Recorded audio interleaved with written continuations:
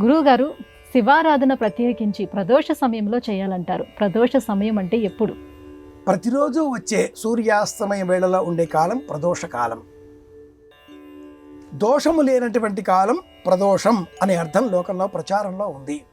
కానీ జ్యోతిష శాస్త్ర పరంగా ప్రదోషం అంటే ఒక అర్థాన్ని ఆ శాస్త్రం బోధిస్తుంది.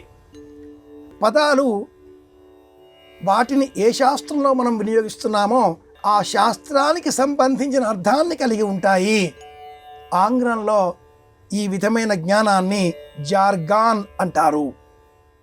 ప్రదోష సమయం అంటే లోకంలో ఉండే ఆచారాన్ని అనుసరించి ప్రతిరోజు వచ్చేటటువంటి సాయంత్రం సమయం. కానీ జ్యోతిష శాస్త్రంలో బుధ గురువారాలలో త్రయోదశి చతుర్దశి ఈ తిథుల వ్యాపకం ఉంటేనే ప్రదోష వ్రతం, ప్రదోష ముహూర్తం, ప్రదోష సమయం అంటుంది జ్యోతిషం.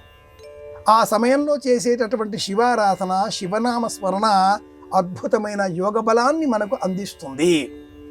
ప్రతిరోజు ఉండేటటువంటి ప్రదోష సమయం దాని అర్థం వేరు. అది రోజువారీగా వచ్చేటటువంటి గోధూళికా సమయం, సూర్యాస్తమయానికి 48 నిమిషాల కంటే ముందు, అనంతరం 45 నిమిషాల సేపు వెరసి 96 నిమిషాల సేపు ఉండేటటువంటి కాలానికే ప్రదోష సమయం అనే పేరును సాధారణ విజ్ఞాన శాస్త్రం అందించగా, జ్యోతిషపరంగా ఉండే అర్థం మట్టుకు ప్రదోషం అంటే బుధ గురువారాల కలయికతో ఉండే త్రయోదశి చతుర్దశి తిథులు. ఇది